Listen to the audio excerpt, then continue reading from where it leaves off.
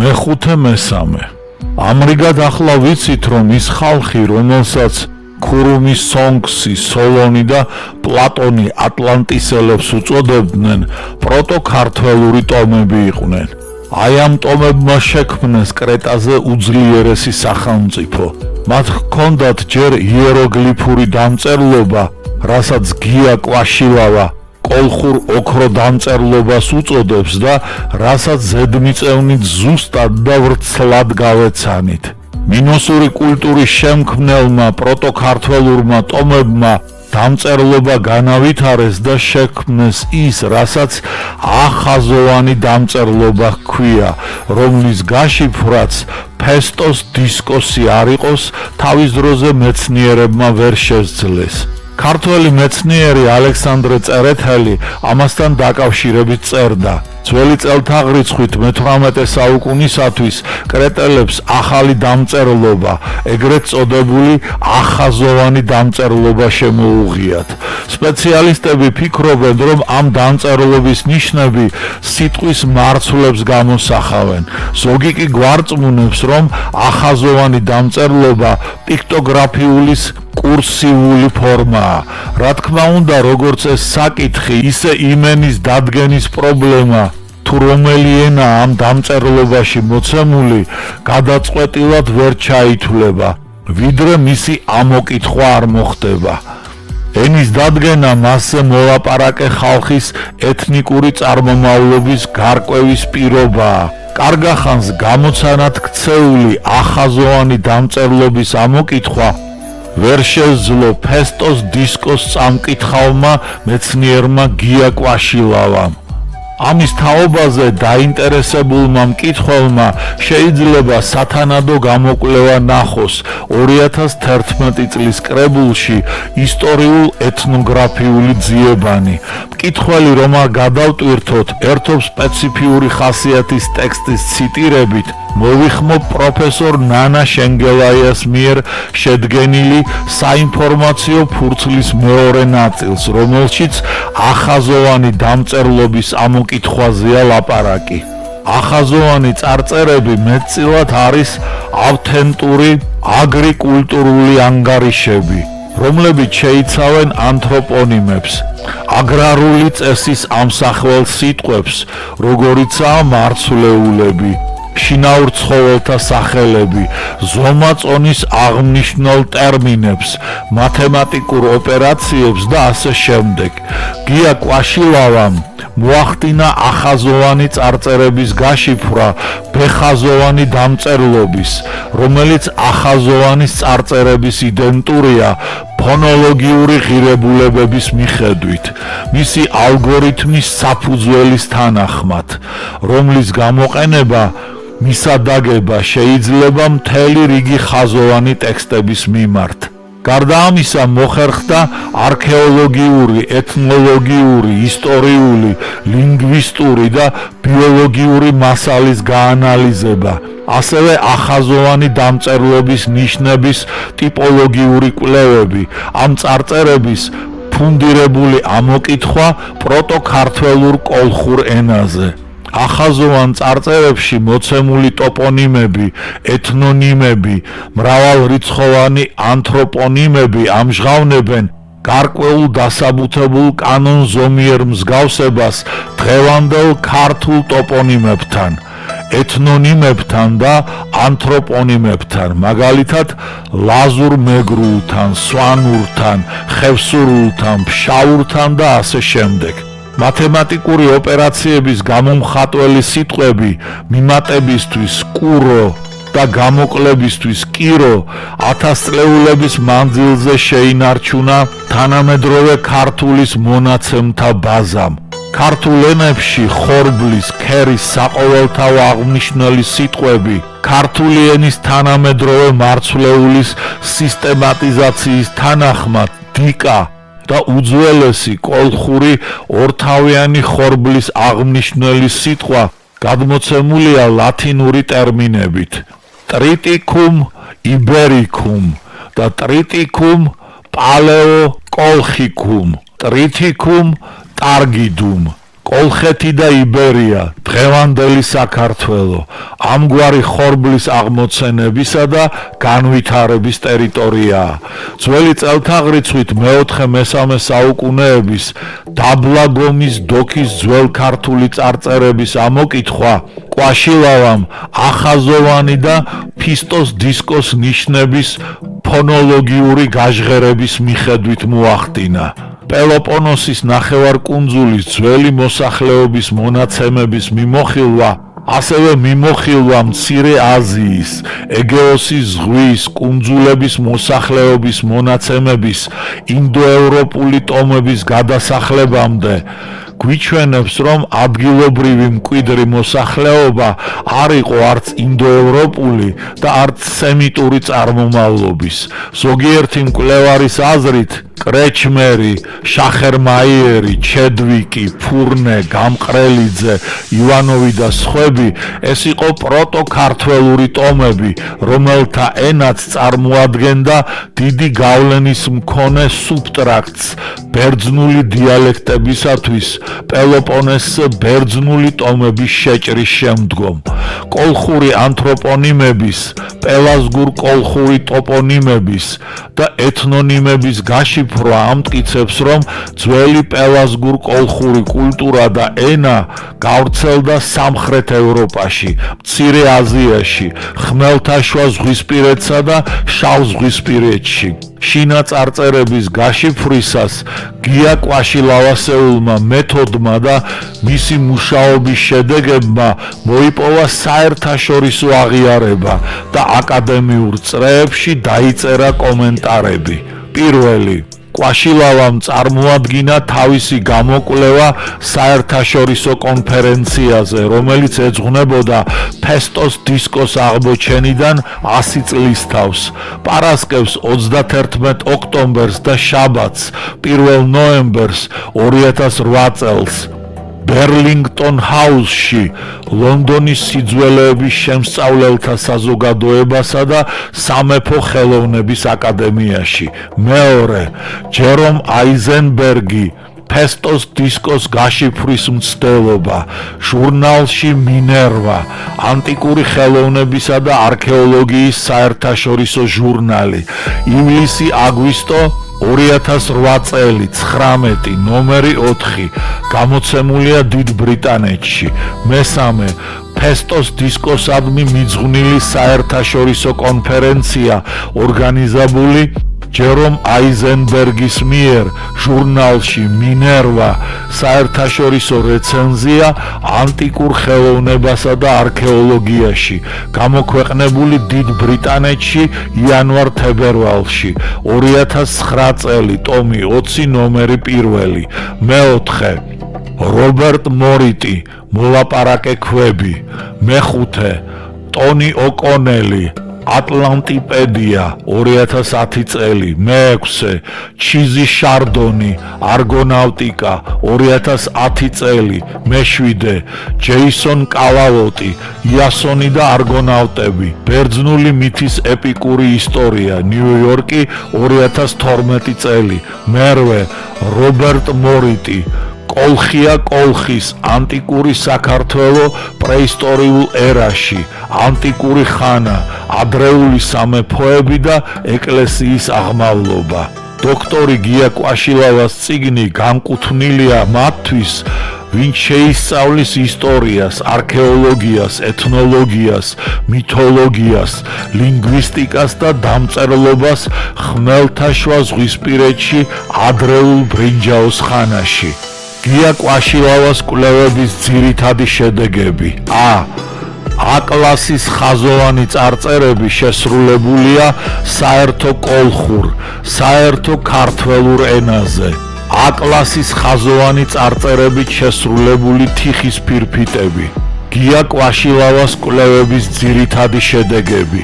A კლასის ხაზოვან წარწერებში ძირითადად აღრიცხულია სასოფლო-სამეურნეო პროდუქტები, ლეღვი ყიყინა, სელი, ღვინო, ზეითუნის ზეთი, ზეთის ხილი, სანელებლები, მარცვლეული, ხორბალი, ქერი დიაი, პურეული, დიარი, პური ფქვილი, საკულტო ან საოჯახო საქმისათვის განკუთვნილი ჭურჭელი, კატი, კადი, კაპაი, ასამუნე და სხვა, მინოსური ხანის ჭურჭელი კრეტადან.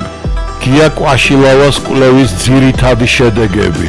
A კლასის ხაზოვან წარწერებში აგრეთვე აღრიცხულია წვრილფეხა საქონელი, ცხვარი თხაღორი, მსხვილფეხა რქოსანი საქონელი, ხარი ძროხა, პატარა ტანის ჩლიქ გაუყოფელი ცხოველი, ცხენი და სხვა.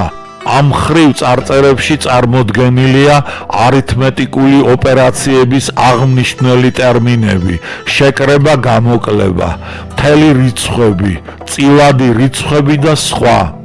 მინოსურ ხანის ნაკეთობებზე, კრეტაზე. ამ აღმოჩენამ კიდევ უფრო გაამყარა მინოსური კრეტის მოსახლეობის პროტოქართველური წარმოშობის ფაქტი. საერთოდ კი უნდა ითქვას, რომ 21 საუკუნის პირველი 10 წლეული ატლანტისის პრობლემის გადაწყვეტისათვის არსებითი მნიშვნელობის მქონე გამოდგა, რადგან სწორედ ამ 10 წლეულში მოხდა ფესტოს დისკოს იეროგლიფურ და ახაზოვან დამწერლობათა წაკითხვა. გია კვაშილავას ინფორმაცია გვაძლევს შემდეგი დასკვნის გაკეთების საშუალებას. მის მიერ გაშიფრულმა ფესტოს დისკომ და ახაზოვანმა დამწერლობამ პასუხი გასცა ერთ მეტად მნიშვნელოვან კითხვას, რა ენაზე ლაპარაკობდა მტკვარ არაქსის კულტურის შემქმნელი ხალხი. ისინი პროტოქართველურ ენაზე ლაპარაკობდნენ. რადგან ეს ენა ჩაიტანეს ეგეიდაში, ამ ენაზე მეტყველებდა მინოსური კრეტის პელაზგის მოსახლეობა. კიდევ ერთი საკითხი. გია კვაშილავას მიერ დაბლაგომის დოქზე და ჯუმითის ქვაზე ამოკითხული ახაზოვანი დამწერლობის ასოები მაფიქრებინებს, რომ ამბანური დამწერლობა საქართველოში შემოვიდა კრეტიდან და ეს ალბათ ძველი წელთაღრიცხვით მეორე 1000 წლეულის მეორე ნახევარში მოხდა. ახაზოვანმა ამბანურმა დამწერლობამ, როგორც პროტოტიპულმა ანბანმა, შემდეგ მრავალი საუკუნის განმავლობაში ბუნებრივად განიცადა ცვლილებების რამდენიმე ეტაპი, ვიდრე თანამედროვე ქართულ ანბანს მივიღებდით. ამ ეტაპების დადგენა არქეოლოგების საქმეა. ვფიქრობ, დროული იქნება მიუთითოთ იმ ფაქტის შესახებ, რომ კრეტულ დამწერლობას, ანუ ატლანტისელთა დამწერლობას რიგი მეცნიერებისა პროტოდამწერლობად მიიჩნევენ და არც თუ უსაფუძვლოდ. აქვე უნდა აღინიშნოს მეტად საყურადღებო თვალსაზრისი გამოთქმული უცხოელი ლინგვისტების ევანსის, რენეკის, დიუსოს მიერ, რომელთა საფუძველზე ფინიკიური დამწერლობა წარმოქმნილი უნდა იყოს კრეტული და იბერიული ნიშნებისაგან, რომელიც სამეცნიერო ლიტერატურაში ცნობილია ეგრეთ წოდებული კრეტული თეორიის, სუდვალი გიორგიევის სახელწოდებით. ზემოთ ჩამოთვლილ ავტორთაგან ჩვენთვის მნიშვნელოვანია სერ არტურ ევანსის მოსაზრება, რომელსაც სერიოზული საფუძველი აქვს. ამის არაპირდაპირ დადასტურებას ვნახულობთ ფინიკიელთა ისტორიისა და კულტურის მკვლევარის დონალდ ჰარდენის ნაწერებში. როდესაც ის მსჯელობს ამ ხალხის შემოქმედების უაღრესად ეკლექტიკური ხასიათის განმაპირობებელ მიზეზებზე. ფინიკიელთა ხელოვნებისა და კულტურის არსებობა და აყვავება არ შეიძლება უარყოთ, მაგრამ როცა ჩვენ ვცდილობთ მათი ნაწარმოებები გამოვყოთ, მაშინ ვაწყდებით მრავალ სირთულეს. ბრინჯაოს საუკუნის ბოლოს ლევანტის სანაპიროსა და შიდა რაიონებში გამეფდა მხატვრულ მიმართულებათა დიდი აღრევა. მე-12 დინასტიის პერიოდიდან თუ უფრო ადრე არა, ქანაანელები კარგად იყვნენ გაცნობილნი ეგვიპტურ შედევრებს და ოსტატურად ბაძავდნენ ეგვიპტურ მოტივებსა და ფორმებს. ლევანტურ ხელოვნებაში ეგვიპტური გავლენა ბატონობდა მე-18 დინასტიის ძლევამოსილი მეფეების დროსაც.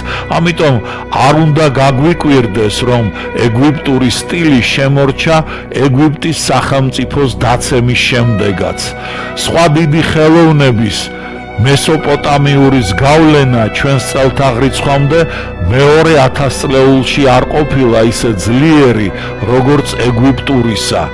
ეს განსაკუთრებით საგრძნობია გლიპტიკაში, ქვის კვეთა, სპილოს ძვალი და ასე შემდეგ, საბეჭდავ ცილინდრებს, საბეჭდავ შტამპებს ხშირად უწოდებენ სიროხეთურს, რომელთა სტილი და მოტივები აშკარად ფესვებით უკავშირდება ასირიასა და ბაბილონს.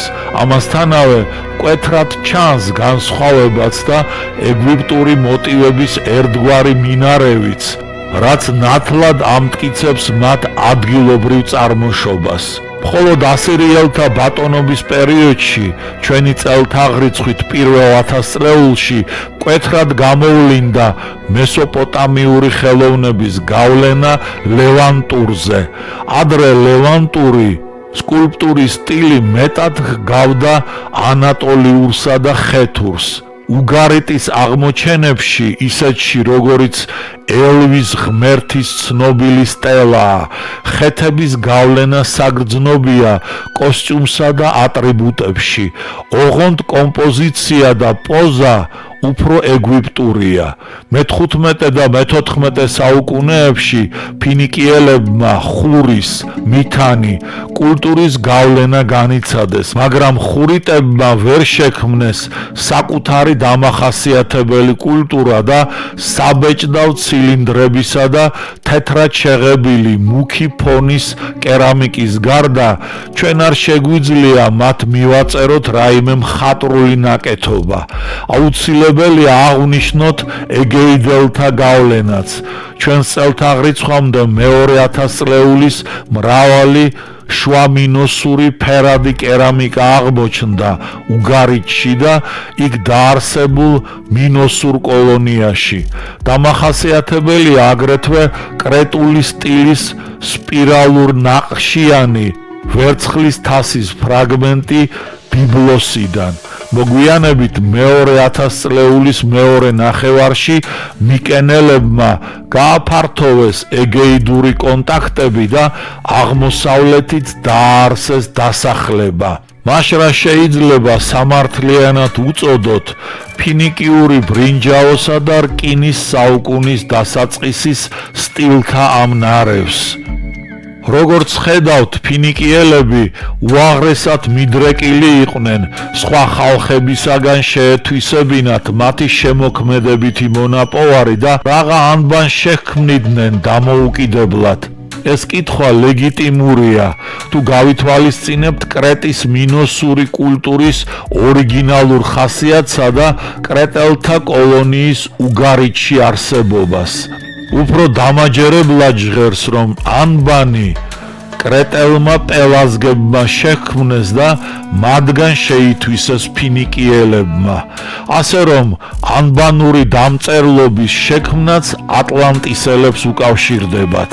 ენათმეცნიერულმა ძიებებმა დაგვანახა პროტოქართულ ტომთა მიერ ხმელთაშუა ზღვის აუზში განხორციელებული ეთნიკური ექსპანსიის მასშტაბები, ანუ ის, რაც მითოსმა მისთვის დამახასიათებელი ფორმით შემოინახა.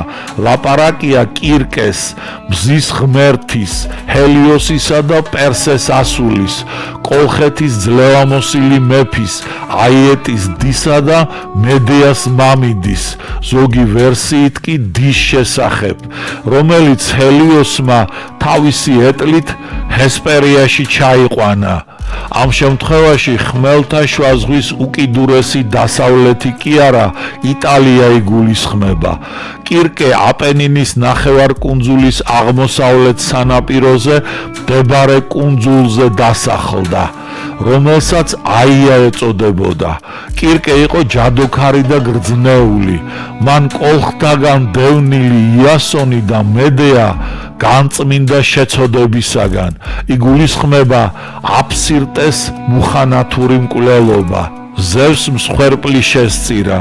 სამსხვერპლოს სისხლით დაბანა ხელები იასონს და ერინიების საკურთხეველთან ვედრება აღავლინა. აღარ შეერისხათ მკვლელები.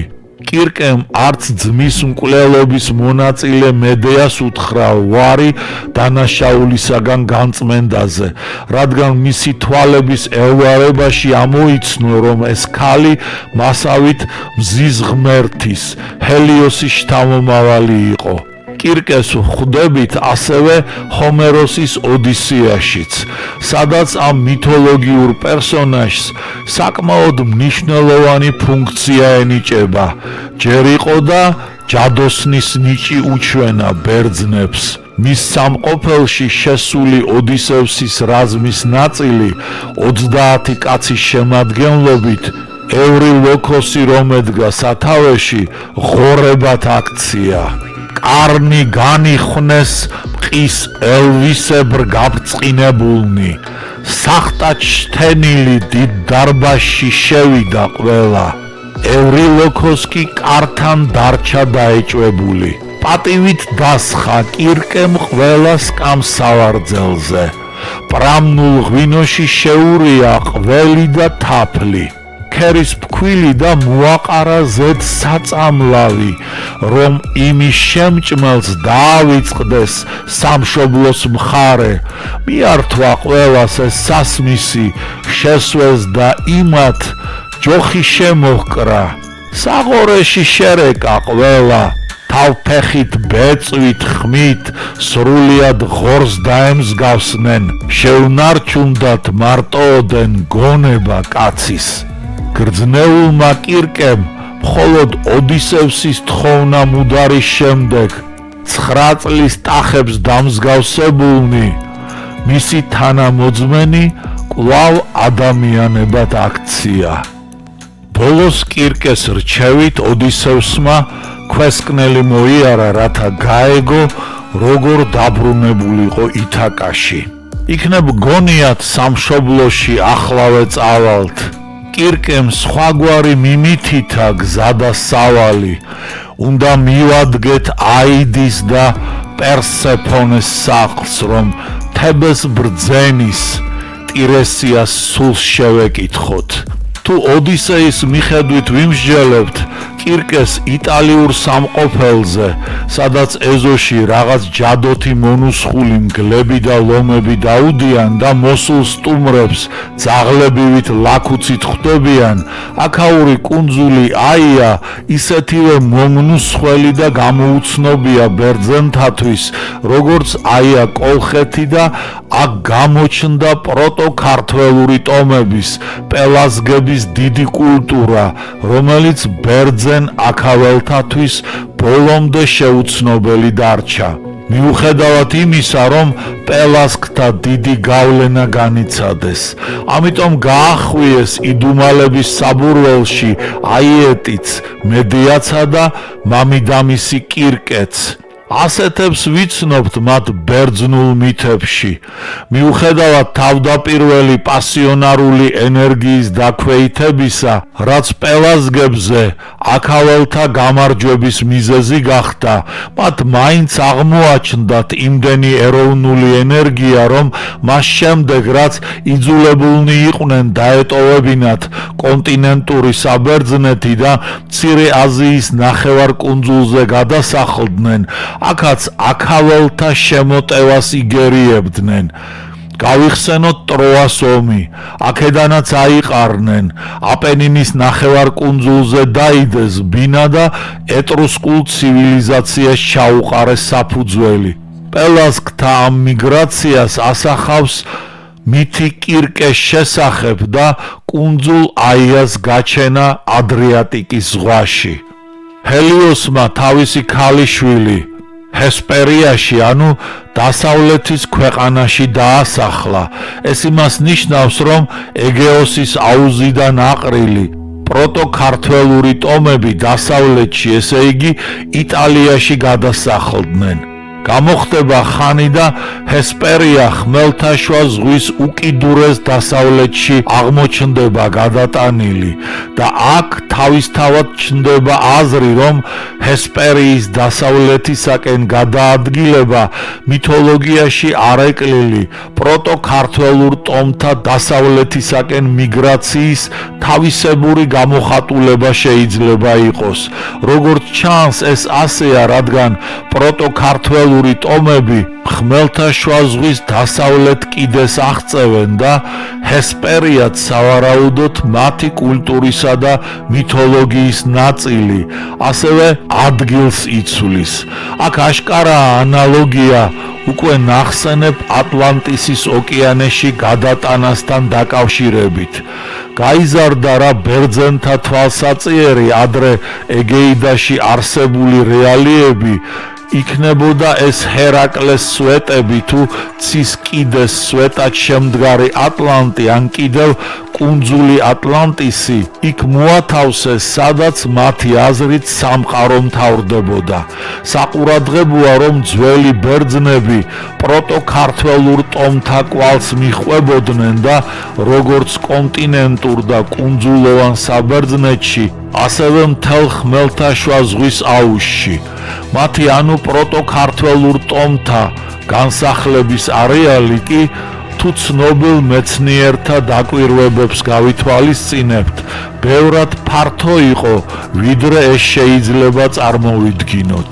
2010 წელს გია კვაშილავამ ისეთი მკვლევარების შრომებზე დაყრდნობით, როგორებიც იყვნენ ჰუმბოლტი, კლუგე, მარი, შახერმაიერი და სხვები, შეადგინა ძველი წელთაღრიცხვით მეოთხე-მეორე ათასწლეულის პირველ ნახევარში პროტო-ქართველურ კოლხური იბერიული მოდგმის განსახლების არეალის ამსახველი რუქა, რომლის მიხედვით პროტო-ქართველური ტომები დასახლებულნი ყოფილან ამიერკავკასიის მთელ ტერიტორიაზე, კავკასიონის მთიანეთის ჩათვლით.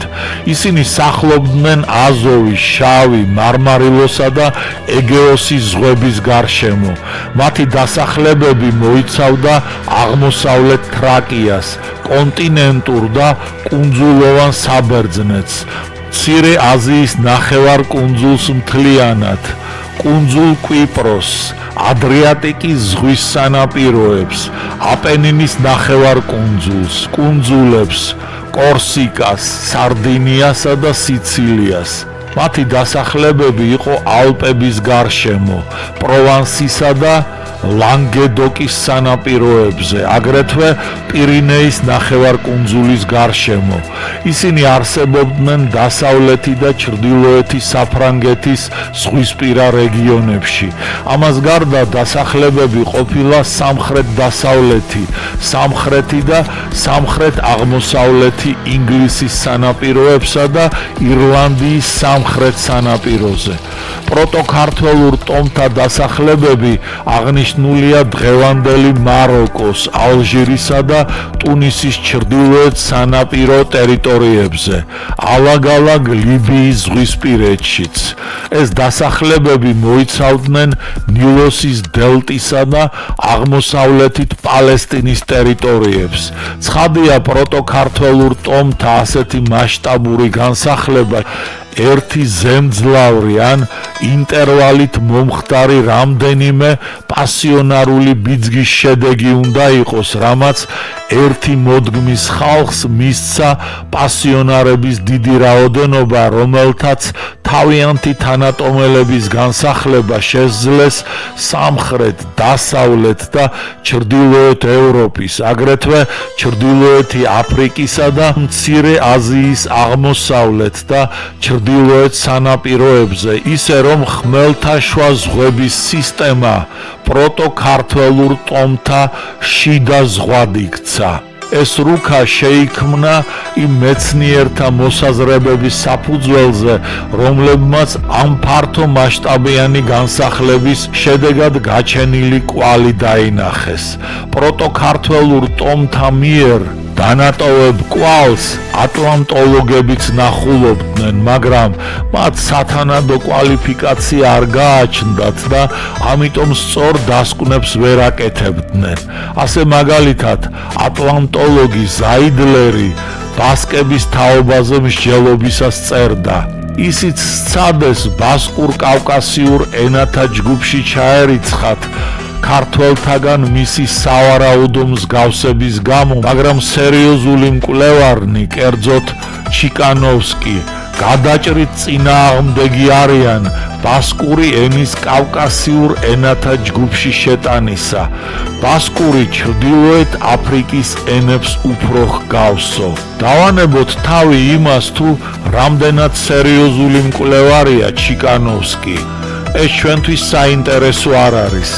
სამაგიეროდ ბევრად მნიშვნელოვანია ნიკო მარის მიერ თბილისში 1927 წელს კავკასიის ისტორიულ-არქეოლოგიური ინსტიტუტის მაცნეს მეხუთე ტომში დაბეჭდილი წერილი პირინეის გურიიდან, რომელშიც მეცნიერი აღფრთოვანებული წერს საფრანგეთის ბასკეთში, სოფელ ტერდეთში ნანახი იმ გასაოცარი მსგავსების შესახებ ბასკურ და გურულ ბუნებასა და ყოფას შორის რომ ნახა.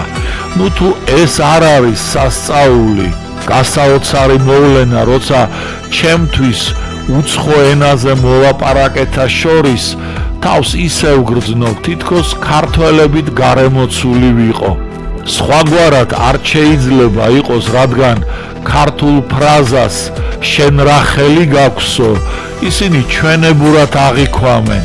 ქართულად შენ რა უფლება გაქვს, ქართულად შენ რა უფლება გაქვს მნიშვნელობით.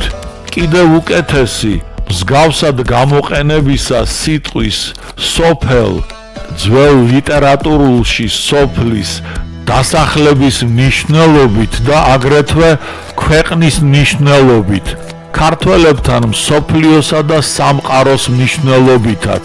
აქაც სოფელს ყოველგვარი შეზღუდვის გარეშე ხმარობენ ქვეყნის მნიშვნელობით. თავი მოიკლა და თავს უთხრა. სხვაგვარად ვერ იტყვიან აქაურ ენაზე, როცა სურთ გამოხატონ აზრი თვითმკვლელობა, საკუთარ თავთან საუბარი, ესე იგი სრულიად ისევე როგორც ჩვენთან კავკასიაში იაფეტიდებთან. მეცნიერის ეს დაკვირვება ბუნებრივია გვაფიქრებინებს, რომ აზრის გამოხატვის ასეთი მსგავსი ფორმები მხოლოდ მონათესავე ერებს შეიძლება ჰქონდეთ. მეცნიერი მიხეილ ქურდიანი თავისი ნაშრომის იბერიულ-კავკასიური ენათმეცნიერების საფუძვლები მესამე თავში, რომლის სათაურია ბასკურ-კავკასიური ჰიპოთეზა ისტორიულ შედარებითი მეთოდის შუქზე, ქართულ ბასკურ შესატყვისობათა საინტერესო მაგალითს გვაწვდის. ქართველური გოდორი, ქართულად ძარი, დიდი კალათა, გოდორი, სვანურად ჯარი, ვარცლი, ბასკურად სარაი, დიდი კალათა, ქართულად ძირი, ძირი, ფესვი, მეგრულად ჯინჯი, ლაზურად ჯიჯი, ჯირი, ბასკურად სირი, სოლი, ყლორტის ამოყრა, ქართველურად ძვალი, სვანურად ჯიჯუ, ბასკურად ასურ, აზურ, პროთეტური ხმოვანია, ქართულად ძე, რძე, მეგრულად ჟაჯა, ლაზურად ჯაჯა, ბასკურად წველა. უკვე აქ მოყვანილი ქართველ ბასკურ შესატყვისობათა ეს ნიმუშებიც საკმარისია იმისათვის, რომ დავრწმუნდეთ ქართველური და ბასკური ენების ნათესაობაში. ეს კიდევ ერთი დადასტურებაა იმისა, რომ მტკვარ არაქსის კულტურის შემქმნელთა პროტოქართველურმა ტომებმა პირინეის ნახევარკუნძულს მიაღწიეს და დროთა განმავლობაში განსახლდნენ პირინეის მთების ორივე მხარეს. ახლა გავიხსენოთ ამ წიგნის მესამე თავში ატლანტოლოგ ზაიდლერის მიერ ბასკების იბერიელებად მოხსენიების ამბავი. კორნელიუს ტაციტუსის მოშველიებაც კერძოდ, როცა აღწერს ბრიტანეთში მცხოვრები ძველი იბერიელების გარეგნობას და ესპანეთის მცხოვრებთა მიმართ მათი სიძულვილის ამბავს. როგორც ზაიდლერის, ასევე ტაციტუსის ნათქვამს ადასტურებს ინგლისელი ისტორიკოსი არტურ მორტონი, რომელიც მოგვითხრობს იბერიული ტომების მიერ ბრიტანეთის კუნძულების კოლონიზაციის შესახებ. კორნუელში, ირლანდიაში, უელსსა და შოტლანდიის სანაპიროებზე არსებობს იბერიელების, ანუ ლითონის კულტურის ხალხის მიერ დატოვებული ძეგლები. ისინი მოვიდნენ და დასახლდნენ ბრიტანეთში ჩვენს წელთაღრიცხვამდე მესამე ათასწლეულში. ასეთი ძეგლების ბოლო ჯგუფი სატერლენდშია, უკანასკნელ პუნქტში, რომელსაც მიადგებოდნენ იბერიელთა გემები იქამდე, ვიდრე ჩრდილოეთის გზით წავიდოდნენ სკანდინავიისაკენ, ნათლად მიუთითებს გზის მიმართულებასა და მნიშვნელობას.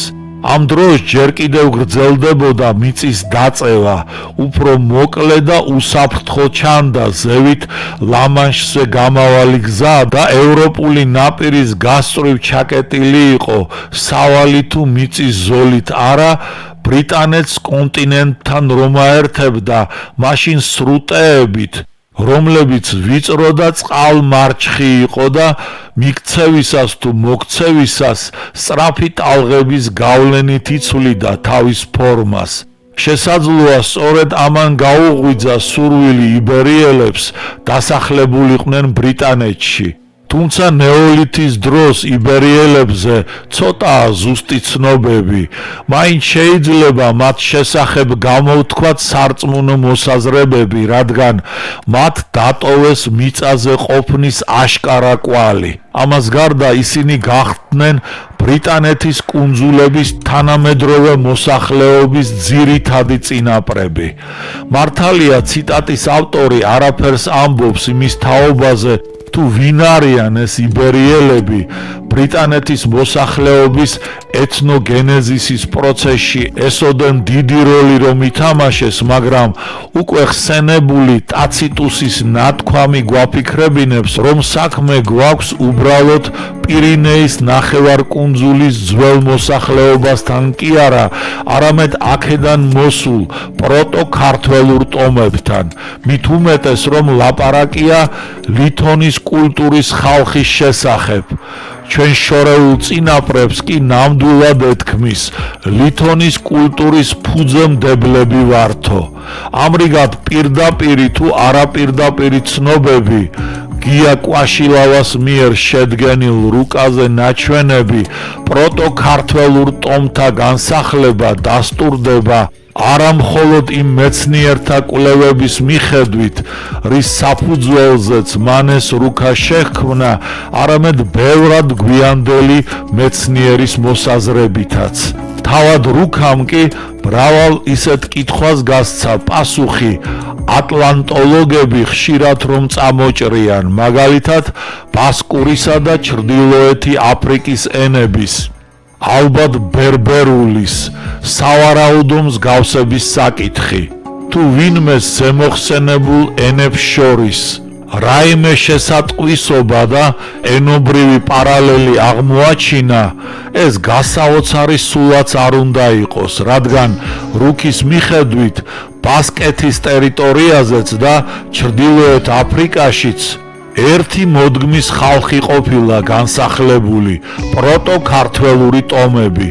რუკაზე ჩრდილოეთი აფრიკის ამ ნაწილს ფაზანია ეწოდება, ისევე როგორც საბერძნეთს პელაზგია, კუნძულ კრეტას ქართი, კვიპროს იათთანანა, იტალიას ეტრურია.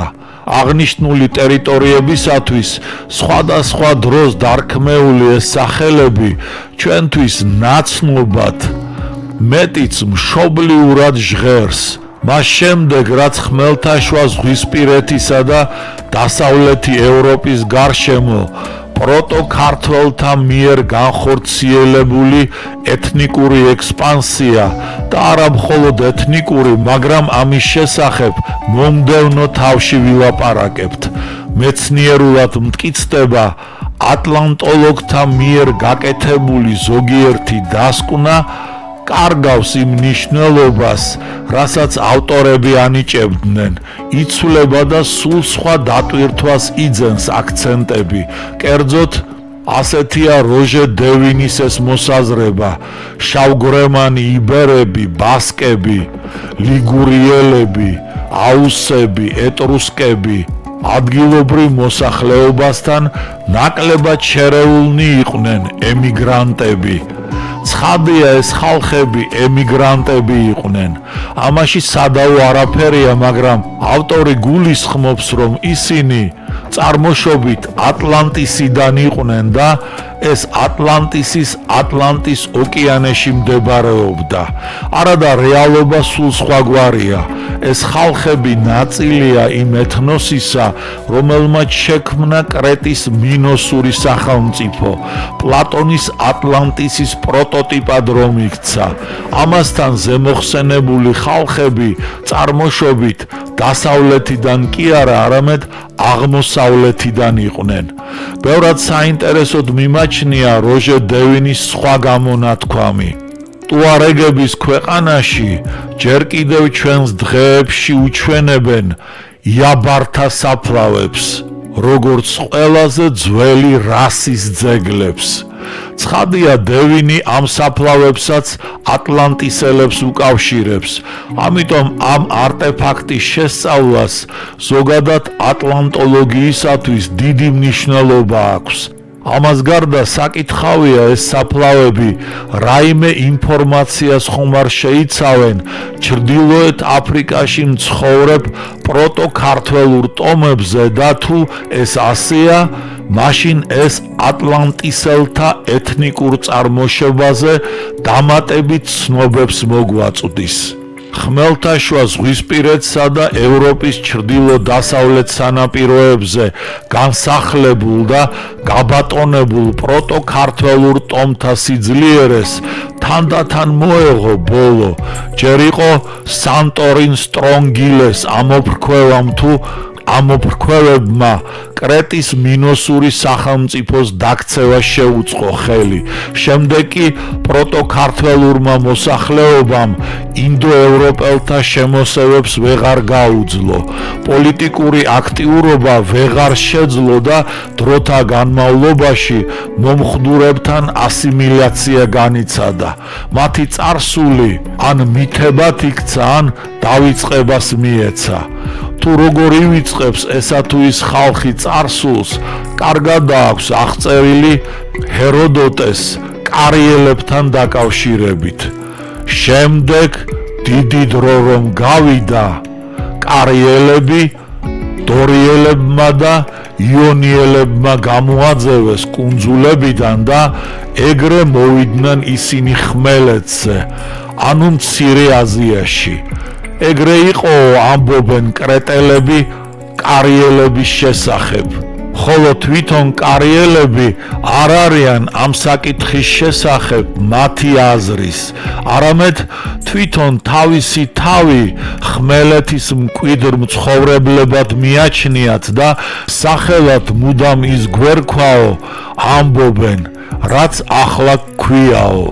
საამისოდ მიუთითებენ კარიელის ზევსის უძველეს სალოცავზე მისალელებში, ხოლო ამ სალოცავში წილი აქვთ მისალელებსა და ლიდიელებს, როგორც კარიელების ნათესავებს, რადგან ამბობენ, რომ ლიდოსი და მისოსი კაროსის ძმები არიან.